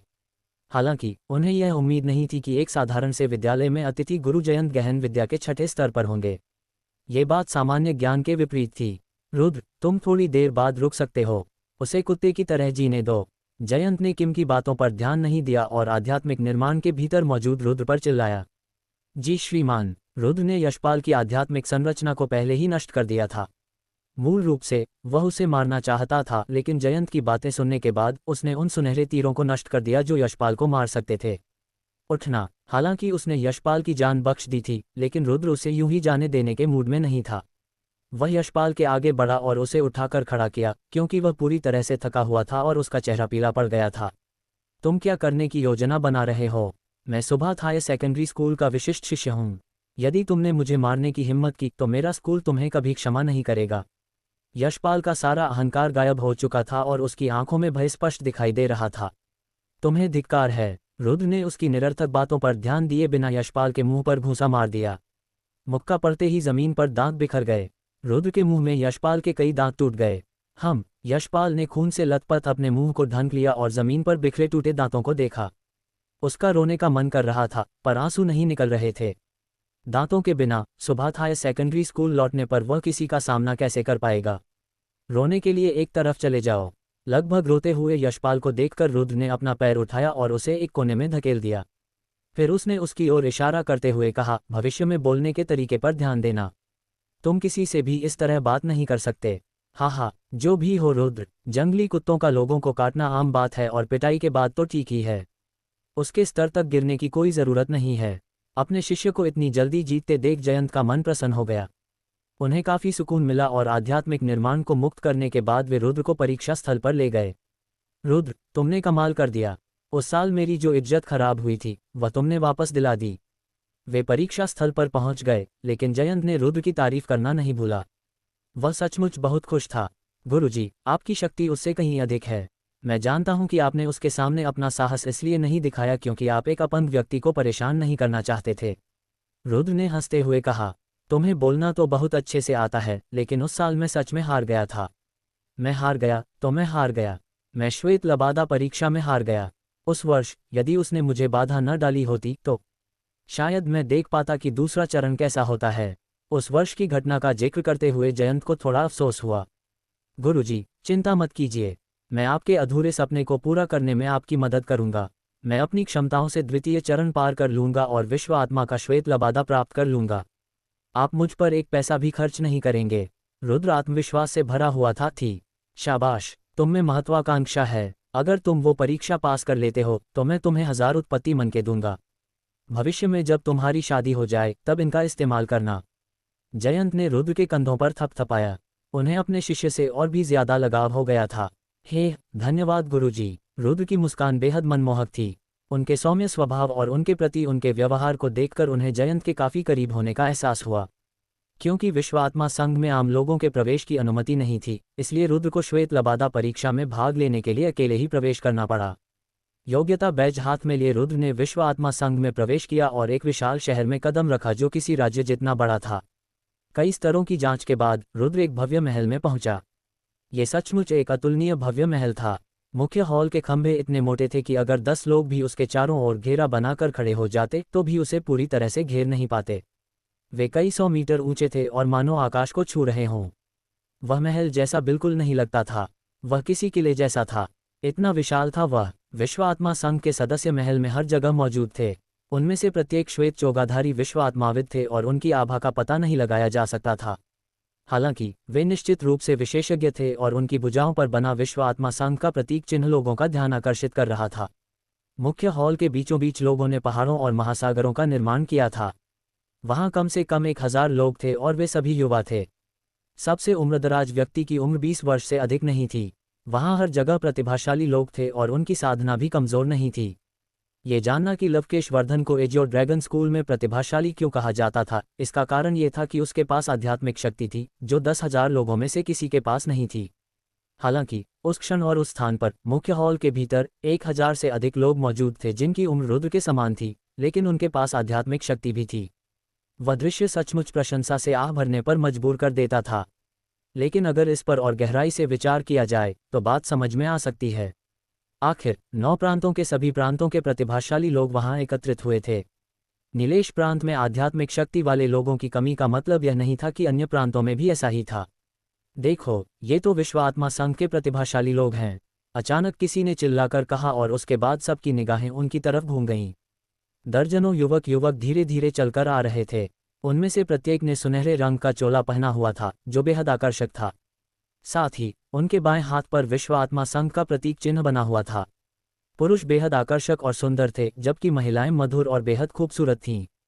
हर व्यक्ति में एक भव्य आभा थी। सबसे कमजोर साधना स्तर केवल उत्पत्ति क्षेत्र के 5वें स्तर का था, जबकि सबसे शक्तिशाली साधना स्तर उत्पत्ति क्षेत्र के 7वें स्तर का था। लोगों की बातचीत से रुद्र को यह भी पता चला कि वे लोग कहां से आए थे। वे विश्व आत्मा संघ के प्रतिभाशाली सदस्य थे। हालांकि उनकी प्रतिभा उनकी साधना से नहीं बल्कि आध्यात्मिक निर्माण की शक्ति में उनकी समझ से जाहिर होती थी। इसी के अनुरूप कुछ लोगों ने विश्व आत्मा के साथ अनुबंध भी किया था और वे सचमुच विश्व आत्मा विशेषज्ञ कहलाने के योग्य थे। In a world where power decides fate, will rise to shake the heavens.